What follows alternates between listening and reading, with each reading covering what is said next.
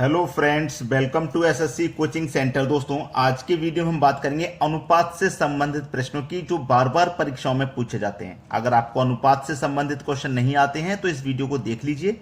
चलिए स्टार्ट करते हैं। पहला सवाल है, दो संख्याओं का अनुपात 3:4 है। कोई दो संख्या है, ठीक है, कोई दो संख्या है। ये पहली संख्या हो गई और ये हो गई दूसरी संख्या। इनका जो अनुपात है वो है 3:4। इनका लघुत्तम समापवर्तक 84 है। लघुत्तम समापवर्तक का मतलब एलसीएम, ठीक है। एलसीएम कितना है? 84 दिया गया है। मैं आपको हर बार यही चीज सिखाता हूं कि जो प्रश्न में दिया जाए आपको वही अनुपात का भी निकालना होता है। जैसे प्रश्न में योग दे दे तो आप अनुपात का योग करते हैं, अंतर दे दे तो अनुपातों का भी अंतर करते हैं, एलसीएम दे दे तो अनुपातों का भी एलसीएम करना है। तो आपके पास एलसीएम है तो आप अनुपात का भी एलसीएम करेंगे। तो 3 और 4 का एलसीएम कितना आ जाएगा? 12, ठीक है। तो इस एलसीएम में अनुपात के एलसीएम से डिवाइड करेंगे, यानी कि अनुपात का एलसीएम कितना है? 12 है। तो 12 सत्ते 84, 7 बार में कट जाएगा।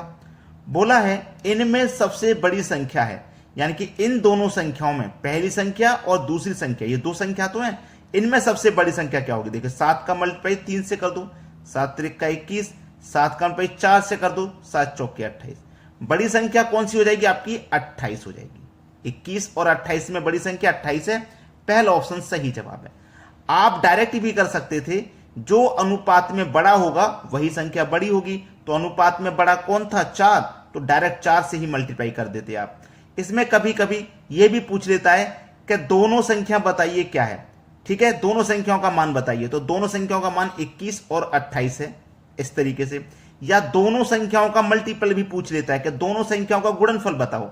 तो पहले हमने ये दोनों संख्या निकाल ली, फिर इनका हम गुणा करके बताएंगे, क्योंकि गुणनफल पूछेगा तो गुणा करके बताना होगा। ये भी पूछा जाता है। समझ में आ गया? चलिए अब देखते हैं अगला प्रश्न। अगला प्रश्न है, दो संख्याओं का लघुत्तम समापवर्तक 48 है यदि वे संख्या 2:3 के अनुपात में है तो उन संख्याओं का योग है। एसएससी एमटीएस 2016 का। मैंने बोला था ना, ये क्वेश्चन आते ही हैं एग्जाम में।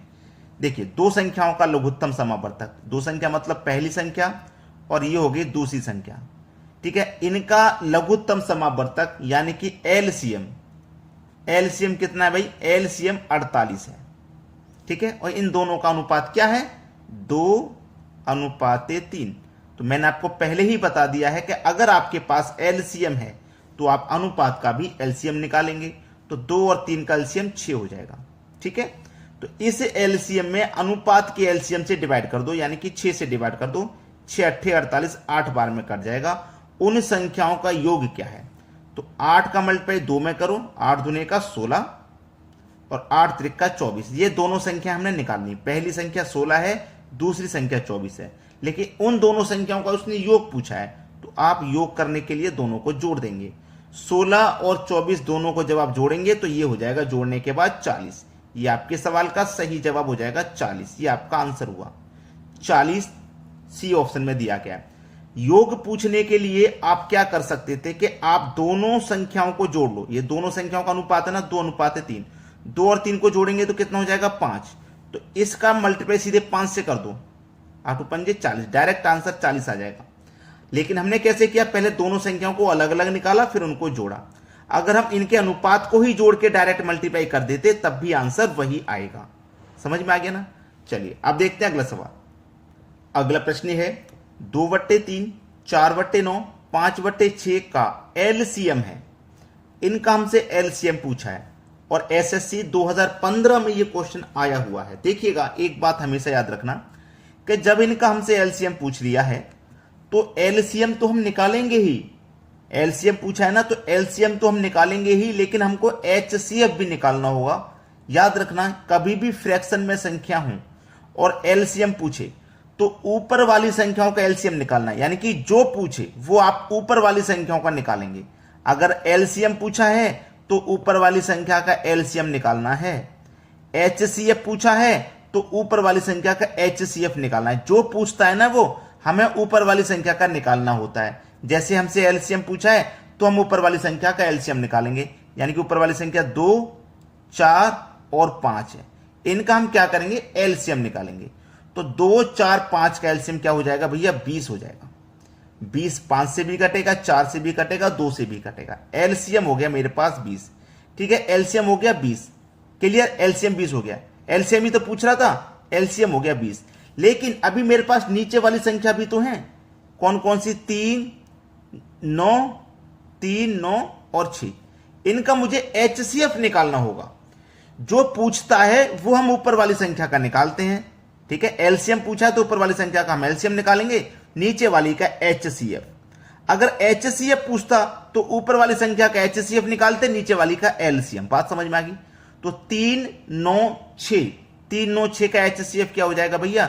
3 हो जाएगा एचसीएफ, क्योंकि 3 ही वह बड़ी से बड़ी संख्या है जो 3 को भी काट देगी, 9 को भी काट देगी, 6 को भी काट देगी। तो एचसीएफ कितना हो गया? 3 हो गया, यानी कि 20 के बटे में 3।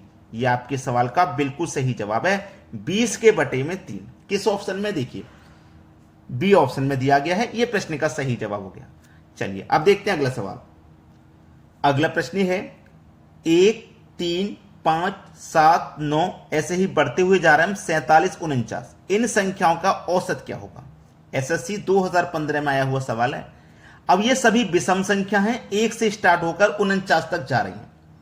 ठीक है, इसको करने का सबसे सरल तरीका यह है कि आप देखिए 1 और 3 में 2 का अंतर, 3 और 5 में 2 का अंतर, 5 और 7 में 2 का अंतर, 7 और 9 में 2 का अंतर। अंतर क्या है? समान है। संख्याओं में अंतर समान है।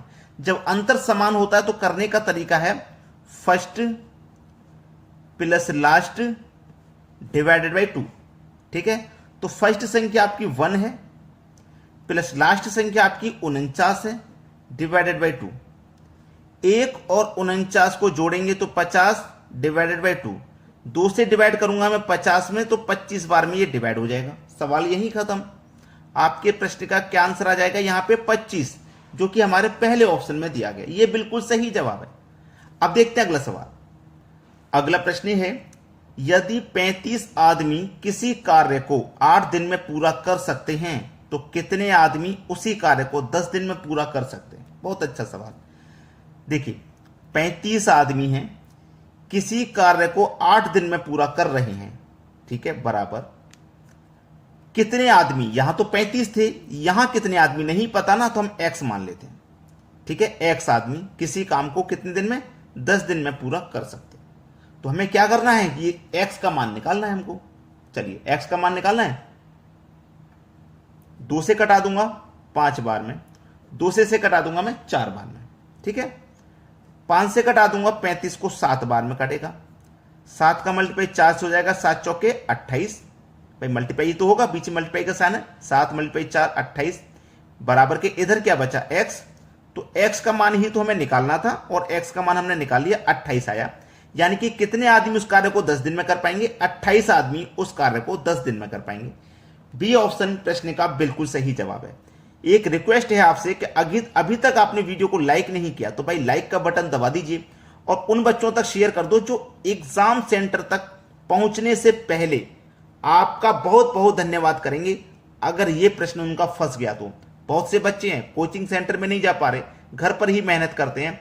अगर उन बच्चों तक आपने वीडियो को शेयर कर दिया और मान लीजिए एग्जाम में क्वेश्चन फंस भी गया तो वो बच्चा आपको कितनी दुआएं देगा?